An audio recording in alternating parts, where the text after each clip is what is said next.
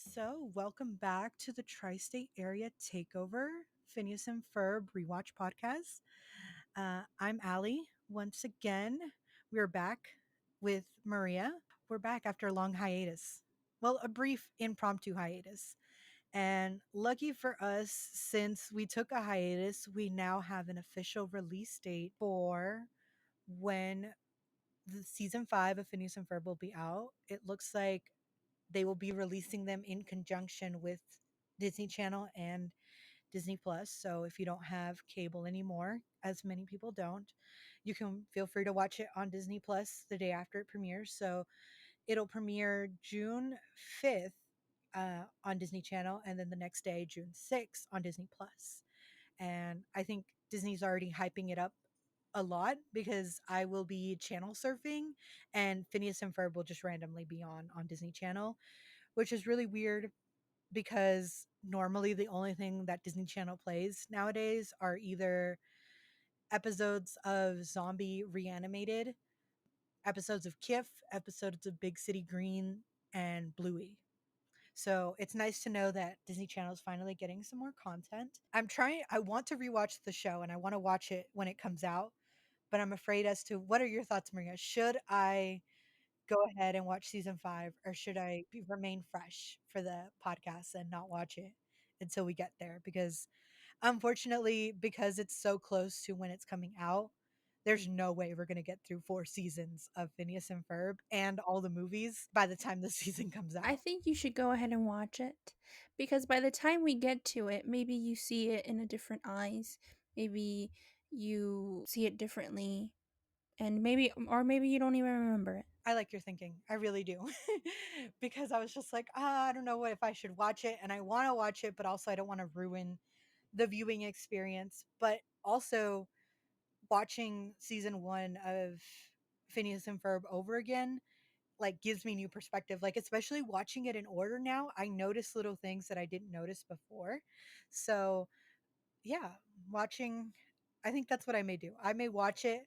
I will keep my thoughts to myself for now. Maybe I will give it like a thumbs up, thumbs down whenever we record our podcast. If I liked the new episode of the 5th season, thumb up, thumbs up or thumbs down, and that's all you'll get from me until we get there. But other than that, I will just lead us into the Magnificent Few and Swinter. And we'll start with the Magnificent Few. The title of it actually is supposed to be a play off of like a Western movie called The Magnificent Seven. It has a reboot that came out pretty recently and it has an older version from like I don't know what year, but I know that there's two versions of this movie. But I guess that's why it's called The Magnificent Few, which makes sense because it's a bit of a Western episode. And this episode starts off with cowboys herding cattle. Then we get a cowboy coming into focus and singing a kind of song called On the Trail as the cowboys in the background begin to herd these cattle. Just as the song ends, the camera pulls back out and we find out that Phineas is actually watching this. I assumed it was a music video, but I saw like in comments that it was actually a movie on like a what looks like to be like an iPod. I don't think iPods had the capability of playing a full movie. I would have assumed it was a music video. I don't know. Someone can correct me there, but that's what I thought that was. And he is like Phineas is watching this as him and Ferb are riding this like horse ride at this carnival, and the mom's just dropping them off at Clem's Carnival is what it's called. Candace, being a teenager, is also unfortunately being left at this carnival. I don't know why her mom would just leave her with like at this carnival when she knows very well that Candace wouldn't like this carnival, but I guess she needs someone to watch the boys at the carnival. So it kind of makes sense. And of course, Candace being a teenager, she's just going to want to talk on the phone with her friends. So she ends up just like sitting on a fence, lounging, talking with her friends on the phone. Just a quick fit check on Phineas and Ferb because they got the cutest outfits. Like Ferb, although Ferb is not 100% committed to this bit, he is wearing a helmet with a cowboy hat on top. It is Phineas who's like going all out. And he's also got a cowboy hat with his helmet, but he's also got a vest, a bandana, and these adorable little like cowboy black and white cowboy boots and a belt buckle. He just went all out for this like little pony ride he did. It's just so adorable. And they run into Isabella, who just happens to be there earning her milking patch. This might be one of the first times where Isabella isn't like 100% right behind Phineas, being like, "Oh, what you doing?" Like she's here on her own terms and not because Phineas is there, which I appreciate that, Isabella has a bit of her own like life going on and it's not revolving around Phineas. I do like their cowboy hats over the helmets though. I think it's pretty It funny. is like I think that might be the first time they always wear helmets, but that's what they don't know. Like I think in a later episode, they have helmets on, but it looks like their skull, and they literally show their mom like, "Hey, we're wearing helmets," and they take them off, and it's literally their head, but like their hair and their head like disattached, and it's so funny. So these boys are always playing it safe, but also in style. So Isabella asks the key question of what they're up to today. Phineas kind of gives her this like spiel about like riding horses and wanting to be like a real cowboy, and it kind of makes him hanker for the real thing, and he's like, I don't even know what half the stuff I said means, but I want to be like a cowboy. And after that spiel, we cut to Perry the Platypus kind of jumping into like a trough of water and swims to his hideout. And I forget that Perry the platypus is an aquatic mammal. So I forget. And I was like, how is he swimming? And I'm like, oh, because he's a platypus. He swims to his hideout, all while being attacked by a laser shark. When he finally makes it to Major Monogram is having like a weird teenage girl conversation with Carl. I guess. I assume it's Carl, his intern, because he has this whole conversation of like, and then she was like, oh no, he didn't. Oh, yes, she did. And it was a whole kind of conversation like that happened, which was the same conversation Candace was having on the phone with her friend. It's times like these when I really do appreciate Perry the Platypus not being a talking animal, because the only thing that Perry the Platypus does is like do the little chatter with his teeth. But even that, like, it's very understandable. Like, you can context clues, you can understand what he's trying to tell you. But this is so genius because he didn't even say anything. He just blinked his eyes very slowly at Major Monogram, and automatically Major Monogram knew what he did wrong, and he left the laser sharks on. And that was like Perry the Platypus showing his irritation at Major Monogram for forgetting to turn those off. So Major Monogram gives him the whole spiel about Dr. Doofenshmirtz and what he's up to this day. We learn two things. We learn that Dr. Doofenshmirtz has won 3 overdue books at the library about insects. And then he has purchased all the aluminum siding and he's like cornered the market on them. And that he's at his hideout on Lake Winnie Mina Ha Ha Ha. I don't even know if that's how you pronounce that name, but it's a weird name for a lake. And Perry the Platypus, being the A+ agent he is, takes down his notes and he makes his way to Doofenshmirtz's water hideout fortress. And he takes a jet ski out to the lake. And when he finally lands in this water fortress, Dr. D automatically traps him and introduces him to his like quote unquote assistant Vanessa, and we later find out that Vanessa's actually his daughter. And we get this whole spiel about like what Dr. D's plan is here. And I guess the only important thing that you need to know is that he has built a termite helmet, hence why he has the 3 books overdue at the library, to control all the termites in the tri-state area.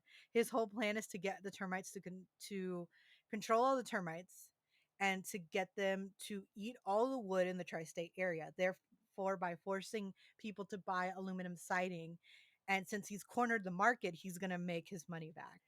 But honestly, I don't know. This plan is kind of an interesting one. Like, there is no tragic backstory, there's nothing to it.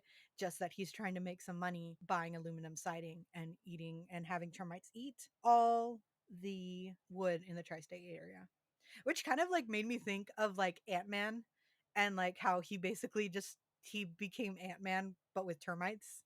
I think that's funny because I think doesn't Ant-Man control with like little it's sonic waves that he sends through like an earpiece, and that's basically kind of like what Dr. Doofenshmirtz created. I don't know. I want to say yes, but you can correct me if I'm wrong.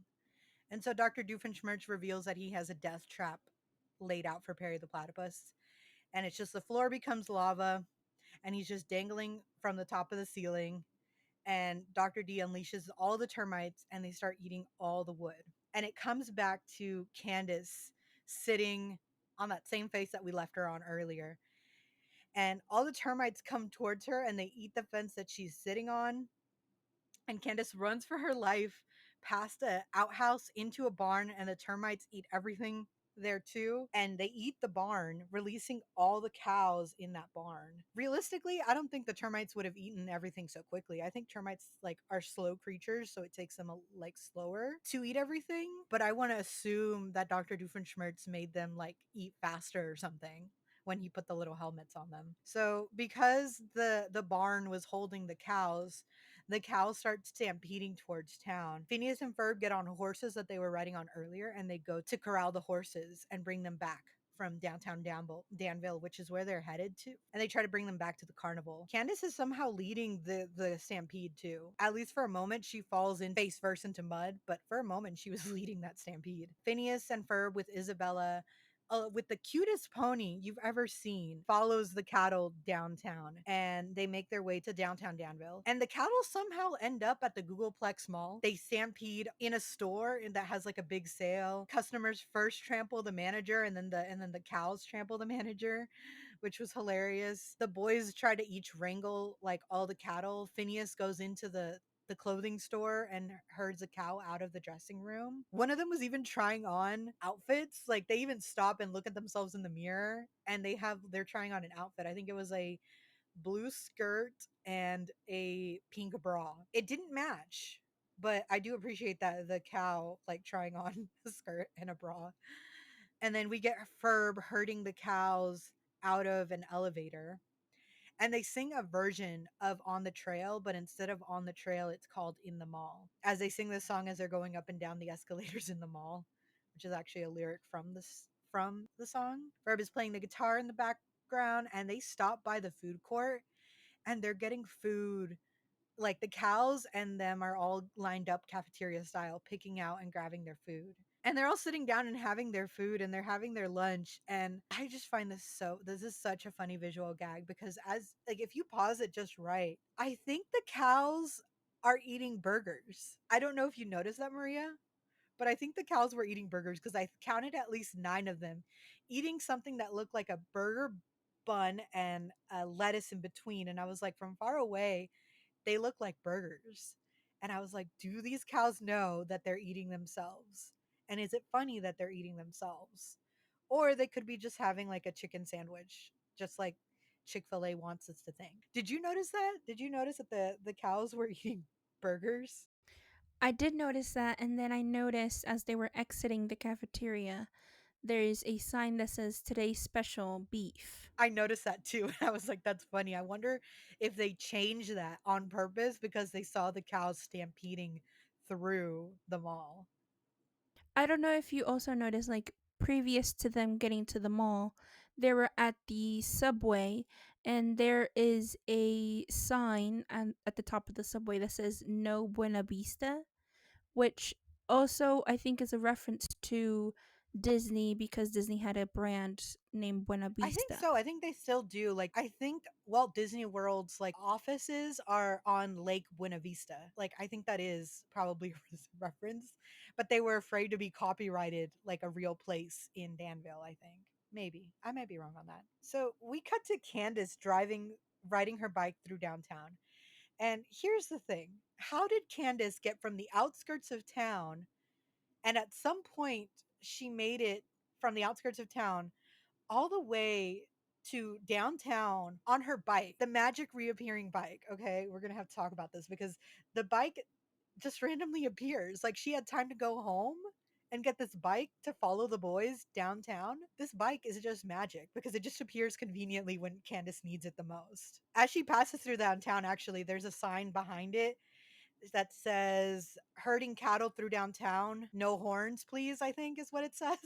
Clever, at least the city is aware of the cattle going through downtown. Oh no, the sign says stampede downtown, no horns. And then she is on a hill and she rolls down the hill and she runs into Hanley's Cow Emporium. She runs in there asking if there's anything that they sell to stop a stampeding herd of cattle. The man tries to convince her that, you know what you need is a wolf puppet. And Candace is not having any of that, obviously, because a wolf puppet isn't going to do anything. So the guy eventually like convinces her to buy a cow whistle. And it looks like she pays like 50 cents, I want to assume, because she drops two silver coins. So I assume it's 50 cents. It could have been like dollar coins and she could have paid $2. Either way, Candace was robbed because the cow whistle doesn't work. I mean, she thinks it works at first because it stops the cows because the cows are actually obeying traffic rules, but then the traffic light turns green and the cows just run through and they run past the man's store again. The guy just puts up a sign that says we're closed because of stampede. So Candace can't ask for her money back. Candace calls her mom and tells her that the boys are driving cattle through downtown, and if only she looks out her window, because her mom just happens to be at the hairdressers downtown, and if she looks out her window, she could see the cows. And the mom does see the cattle, but it actually is just a delivery truck that delivers farm fresh milk. It's called Swampy's Farm Fresh Milk, a nod to the co-creator of the show. That's why the mom is just like, "Oh, you're very funny, Candace," and then hangs up the phone. I still don't understand why the mom I don't believe that the mom didn't hear the cattle running through downtown, especially if they pass her window. But also, she was under the hair dryer, and I feel like the hair dryers are super loud, especially if they have them on like blast. So maybe the mom didn't hear them, but I feel like she should have, if not heard them, she could have at least smelled the cows, because cows smell really bad. Like you can I smell just like saw that farm and then it animal just reminded from a me of couple that. of So like I miles away. probably You a could reference smell to that. the farm animal, and I'm surprised that she didn't smell it. But she, once again, she's at the hairdressers. All the chemicals in a hairdresser's like place are strong, so maybe that's why. We then go back to Perry the platypus in his death trap, and Perry manages to get out of his trap by swinging to one side, and the rope catches fire with the lava and it untangles the rope. Perry the platypus hits the self destruct button that just happens to be conveniently located in the death trap chamber. And I love that Vanessa is not afraid to call out her dad when she's just like, "You put a self destruct button in a death chamber," and she points out that this is the worst like bring your daughter to work day ever. Very angsty teenager she is so real for that. Doofenshmirtz then tries to tell her, "Hey, can you tell your mom you had fun though?" A child of divorce, as you could say, be like, "Please tell your mom you had fun though," because then like visiting privileges could be taken away. But I think that's funny. And that's how we learned that Vanessa is his daughter. And Vanessa leaves and takes the last escape pod. And Doofenshmirtz is like, "Ah, I should be fine. I have a jetpack." Doofenshmirtz is not the brightest man. He forgot that he left the jetpack in the death chamber, and also just by coincidence also left Perry the platypus an escape hatch. And then the funniest moment in this episode is when Doofenshmirtz just thinks, "Oh, well, I guess I'm running." And then the next scene is just him running across and just screaming for his life. Perry the platypus, does the right thing, and he heads back and he rescues Dr. Doofenshmirtz from the self-destructing building. We get a quick, I didn't notice this line of dialogue until I watched it the other day, but he asked if he can go back to get the little head of wood that the termites made of him earlier in the episode.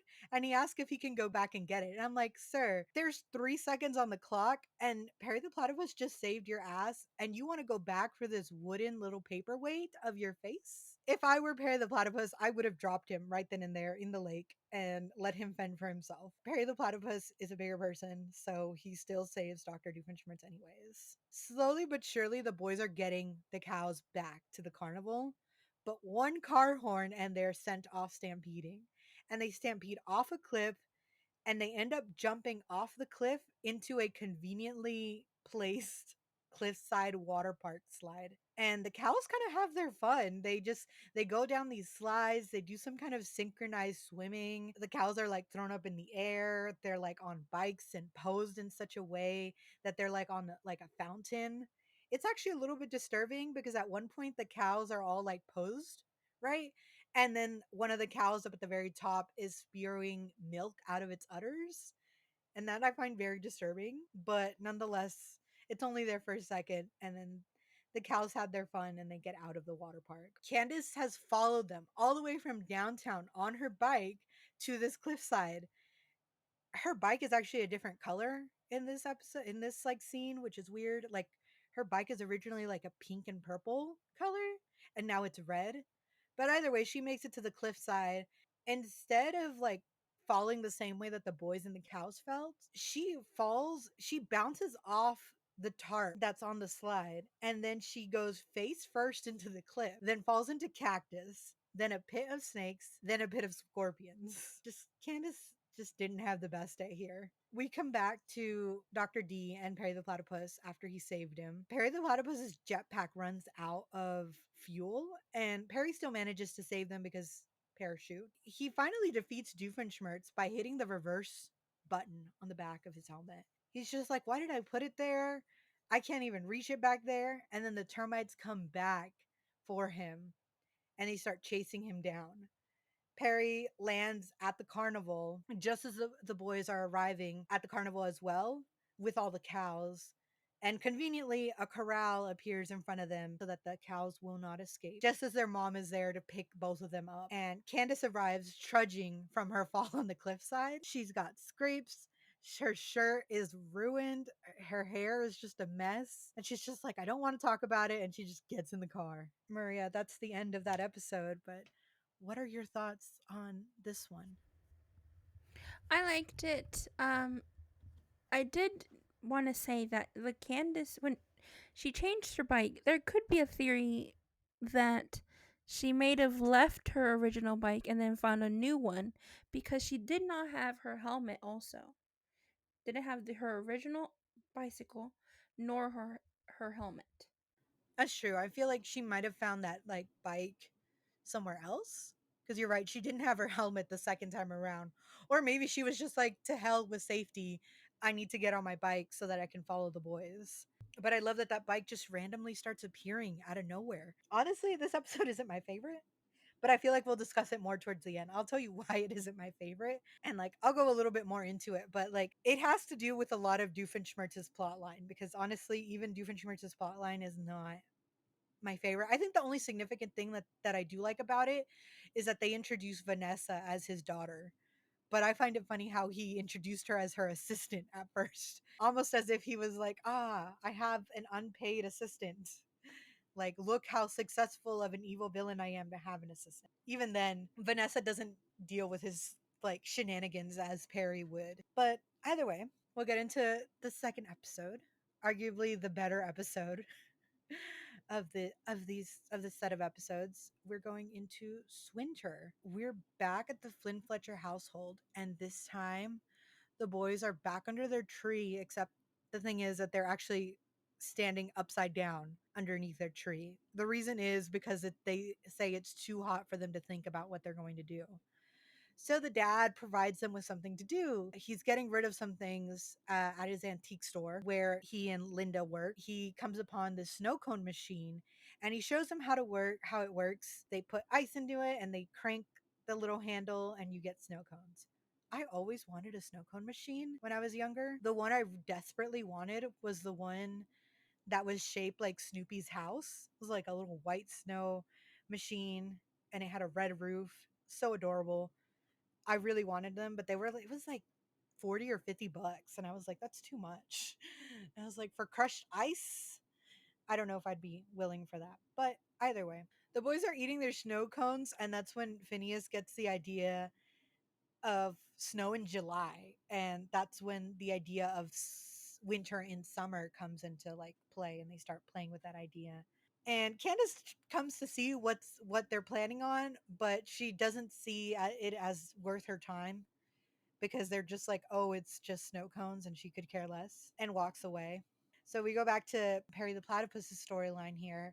He goes to his hideout to get his mission from Major Monogram and he gets right to it. He tells Perry the Platypus that Doofenshmirtz has bought 18,000 laser pointers and they don't know what he's going to do, but they know it's going to be something evil, so he has to go stop him from doing whatever he's going to do. And all this time I thought Perry the Platypus was making notes of like what he was being told, but in reality we get a close up of what he's actually doing. He's drawing a picture of Major Monarch. He's got great artistic skills. I got to give him that. But I was hoping that he was actually taking like diligent notes. And we come back to the boys have already started cranking out the snow machine, and um, they've put a couple of dozen fans around the snow machine, and they've made a machine that not only churns the ice, it also cranks the the snow cone machine for them as well. And Isabella comes up to them and asks like, well, ask Phineas what they're going to be doing today. And Phineas tells Isabella that they're working on Swinter. And she's like, what's Swinter? And Ferb's reply, one of the few lines that Ferb gets in this episode, is that it's a combination of winter and summer. Phineas points out that the fact that why can't we have winter in summer, because it's too cold to enjoy winter in winter, so they have it in summer. So that's why they've decided to combine both things together. And that's when Isabella calls out to the Fireside Girls to help make this winter a reality. And all while Candace is in her room talking to, I want to say, I'm pretty sure it's Stacy that she's on the phone with. They have an interesting conversation, not as interesting as her conversation she had last episode about not being invited to a party first, but still a good conversation nonetheless. Her conversation in this one is about how being a cheerleader is overrated, and how being gorgeous and popular is it's just not feasible in the real world. Like, is that going to matter in the real world? I like to think that the writers were trying to put in a layer of hidden meaning under that, of trying to like get kids to start thinking of like, hey, being pretty and popular in high school does not equate to anything in the real world. But I might just be reading too much into it, but I like to think that's what the writers were thinking. And at some point in the conversation, like the her room gets dark because the snow covers her window, and Candace sticks her head out and demands to know what they're all doing and like what this huge mountain of snow is in front of her window. And the boys explain that it's winter, and that that's when we get then here we get the big musical number for the episode called Swinter. And the song basically explains like what Swinter is. It's got a very Christmassy like vibe to it, and it showcases everything you can do in Swinter. Like you can fly a kite and throw snowballs, you can play water balloon fight and it'll turn into ice. You can freeze and you can get tanned at the same time. Phineas also points out that some people call it Wummer, which is weird. I don't like it if they call it Wummer. I feel like it should be Swinter. But obviously upon hearing this news that they've invented Swinter in their backyard, Candace has to call mom. But once again, we get Candace's like second kryptonite, which is Jeremy. Jeremy walks by Candace's window with his skis and invites her to go skiing with him. But she says, oh, but I'm afraid of heights and she can't go. He says, oh, well, that's too bad. And then he ends up going up the ski lift with someone named Dee. Instead of calling mom, Candace decides to call Stacy to find out who Dee is. And apparently they're a Swedish exchange student. And this fuels Candace's motivation to get over her fear of heights for just a quick second so she can run up to Jeremy on the ski lift. So she gets on the ski lift with Vanessa, and this might be the first time the characters get introduced to each other. Not introduced necessarily, but they have like a conversation. Candace's realizes her fear of heights again. Her fear of heights causes her to double knot her seatbelt. But that was a mistake because then she can't undo the seatbelt in time to get off the ski lift. We come back to Doofenshmirtz Evil Incorporated. Doofenshmirtz has the most beautiful trap, or what he thinks is the most beautiful and perfect trap for Perry the Platypus. He's got a do not enter sign that lights up with like an arrow pointing out that this is the way to his secret hideout for Perry not to enter through. It's a trap because it'll like if Perry the Platypus comes through that trap, as soon as he closes the door, like a piano will fall on his head, and therefore by ending Perry the Platypus. Perry the Platypus manages to evade all of that because he used the back door. And that's when like Doofenshmirtz notices that Perry's standing like right next to him. And he gets mad because the maid forgot to lock the back door. And he makes a memo to himself saying that his evil deed for tomorrow is going to be to fire the maid. Dr. D, having a backup plan, he ends up trapping Perry in a quick hardening chocolate that's supposed to be his like secret recipe. And he starts by telling him a couple things. We learn that Dr. D has suffered a popularity low, and he shows him a graph on how his like popularity has dropped from low to lower to ouch. And he's like, this is really bad for me. And then the second thing we learn is that his plan is that he plans to use an invention that he calls the Meltonator 65,000, I think is what it's called, but we'll call it the Meltonator, that uses the 18,000 lasers that he purchased, and it has a melting capacity of 7 on a scale of 1 to 5. He plans to use this to melt the chocolatier downtown, and it'll run through the streets of Danville. It'll collect the chocolate from the street, and then he'll add his secret ingredients and make the most irresistible chocolate that you've ever had. This plan is not the best execution wise. I don't understand. This plan of his is missing something, and I don't know what it is, but I feel like I'll go into it a little bit later. And because Dr. D is used to some kind of response from Perry the Platypus, whether that's like an eye roll or like the chattering of his teeth, but because he hardened him in chocolate, Perry can't give any kind of signal that he heard any of his plan. So he just decides that he's going to repeat himself over again. So he starts repeating himself, but before we get the whole spiel again, we cut back to Phineas and Ferb's house, and Candace has the determination to make it up this hill. And she puts little tennis rackets to her feet, but she doesn't make it very far because someone with the dog sled runs her over. She gets the idea that she'll have someone plow her up her sled. She gets Beaver to do it and pays him in like a treat. Like I think it's gummy candy is what she pays him. Dr. D then like reveal, well, maybe his plan wasn't to melt the chocolatier chocolate. I think he used the chocolatier to do an example, like of what his machine can do, his innator could do. But his real plan was to melt the biggest chocolate bar that's on its way to the Smithsonian. Doofenshmirtz's biggest mistake is the fact that he had the opportunity to melt this chocolate, but because he's so used to Perry the Platypus thwarting his plan before he even gets to push the button, he's literally giving him the opportunity to stop him. And that gives Perry the Platypus enough time to break out of his mold because he eats his own behind so that he can escape from the chocolate and thwart Dr. Doofenshmirtz. And as they're fighting to take control of his innator, they accidentally move the innator to change positions as to where it's pointing. And it ends up pointing at the Flynn Fletcher car that mom and dad are driving home from the antique convention, and it melts the tires. Lucky for them, they're coming home from the convention with a giant cuckoo clock and 4 spare tires. Candace finally makes it to the top of the hill and marches up to Jeremy and Dee Dee, but ends up slipping on either the ice or like a pond. She falls off a cliff, lands in a lake where people are ice fishing, and someone catches her in the lake and she's frozen solid. But as soon as she spots Jeremy and Dee Dee skating together, and Jeremy points out, "Oh, you're such a great skier, Dee Dee," the anger just like in Candace melts her the ice that she's entrapped. That's just when her brothers come by snowboarding because they're in a snowboarding competition, and all three of them end up on the snowboard together. And there's this funny running gag of all three of them going through like a snowman, and it misses both Phineas and Ferb, but they end up on Candace. And also the pine tree, she also ends up covered in like pine needles and branches, but it completely evaded Phineas and Ferb. And even them, they point out, be like, now how did that miss us? They fall off the snow mountain again, and Candace like ends up like lands on Ferb's shoulders, and they end up on a bobsled, like one of those bobsled ramps, and they have to climb over this 3-person bobsled, and each one of those people is named Bob. And Phineas is like, "Oh, that's a bobsled." So he's like, "Pardon me, Bob, one man Bob," which funny gag that they have. They launch off of that bobsled thing, and Candace ends up upside down holding onto the snowboard. And they kind of bounce off of a hot air balloon, and they end up in the clouds, and they make a cloud angel, falling back down to earth.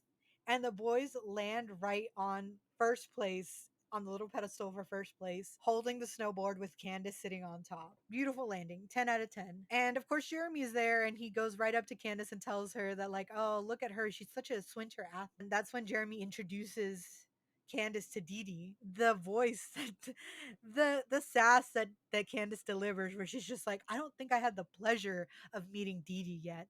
When Jeremy introduces Dee Dee, we find out that he's a Swedish exchange student whose name is Derek Dukinson. Candace just gets so excited because just as she's like, everything feels like it's going right for Candace because the car horn sounds at the front of the house, and she finds out that her mom and dad are back, and she's like, great, things are going her way. But not so fast, because we get back to Agent P and Dr. Doofenshmirtz.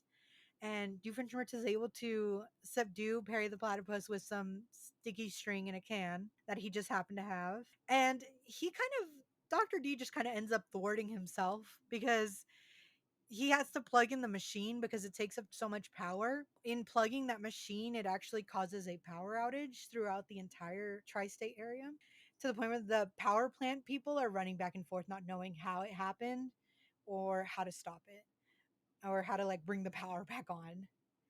And because of there's a power outage, the fans that kept the snow cold go off and therefore melting the entire snow and putting an end to winter, unfortunately. And before everyone starts to riot because the snow melted, Isabella, quick thinking that she is, invites everyone over to her house for hot chocolate. Just as the snow is melting, the parents don't notice that the snow mountain is slowly coming down and everything washes away. And just like that, when Candace finally gets her parents to check out the backyard, they see nothing, of course, because the snow melted away. And the boys are just sitting there enjoying their snow cones. Candace is defeated and she plows her face into a snow cone. And that's the end of Swinter and the Magnificent Few. But overall, Maria, what were your thoughts on Swinter? I think this one was the better of the two. I like this episode more. Also, it's better Swinter than Wummer Wummer. sounds weird. The W and the U makes it sound so weird.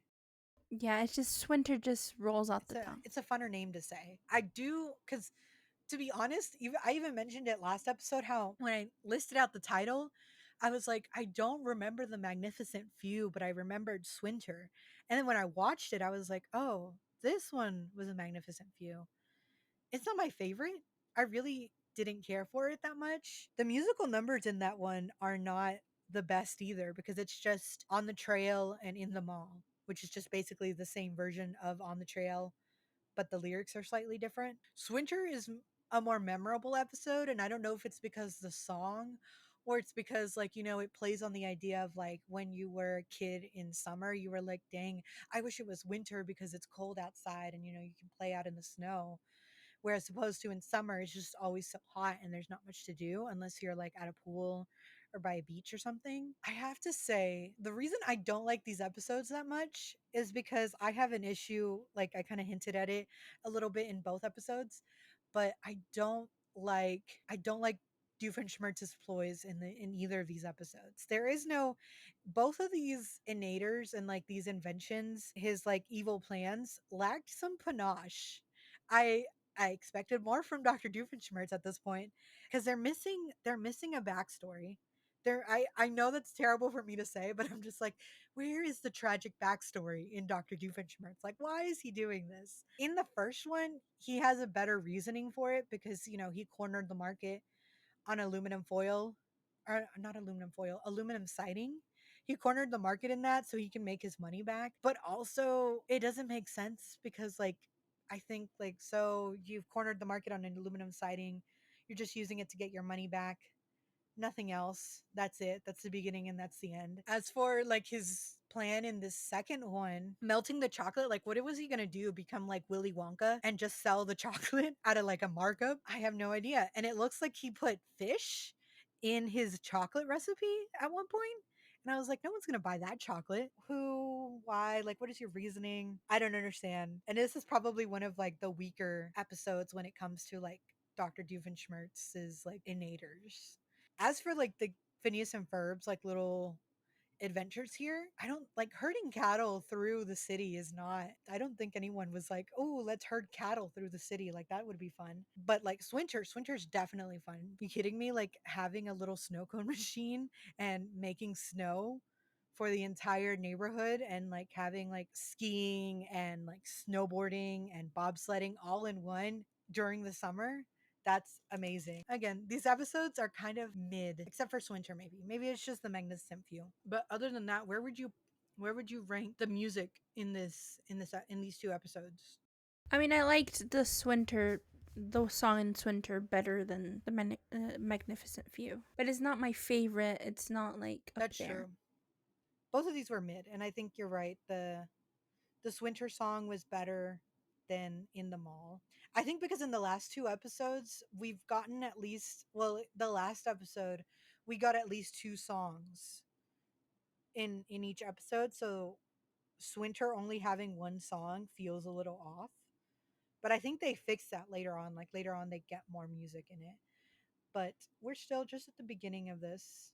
In the mall, like, okay, so maybe the thing is the Magnificent View had like funny running gags. I think that's what it is. That one had more funnier gags because it had the cows like trying on things in the dressing room, cows possibly like eating burgers in the cafeteria, cows going down like a water slide. Like those were all fun gags. Swinter had a few of them, but again, like this episode was just not memorable. Oh, and by the way, you are right. So like the No Buena Vista in the subway tunnel is supposed to be like a nod to the distribution arm of the Walt Disney Company was known as Lake Buena Vista until 2007. And I think this episode came out in like 2008 because the Walt Disney Company later renamed that to Walt Disney Studios Motion Picture. People also say that apparently it says no Buena Vista, which means no good view, but could also be an abbreviation for North Buena Vista. We're gonna try to like rank these songs. So that was our big thing. We were gonna do a tier list where we're gonna rank each individually rank our songs, but then we'll come together and like rank them together. But we are working on that. Should we do our tier lists at the end of this season? Yeah, I think that's what we'll do. Like we'll work on them as we progress throughout the season, but we will I feel like we'll give a top 5 episodes and then we'll also like give our rankings for the songs in this season if that works out. Yeah, sounds Let's good. see. I'm trying to figure out what's the next episode. I know one of them is the Flop Stars, but I can't remember what the second episode is. So let me find that out real quick. The fourth episode is Are You My Mummy and Flop Stars. Yes, that's what it is. Are You My Mummy and Flop Stars. Again, both episodes, those are very memorable episodes. I love those episodes. Would I have paired them together? I don't think so, but they work very well together. And it has one of the catchiest songs of Phineas and Ferb like ever. So, but other than that, any final thoughts? Anything you want to add to this episode? Um, I'm excited for this next episode. You've hyped it up, so I'm excited for what's in store. Yes, it is a great episode. You will not be disappointed. I can't wait to watch this next episode. So, um, that is all from us from the tri-state area takeover. I will leave you with fine. Just get in the car, cranky pants. That's the only one I could think of. We will see y'all in the next episode.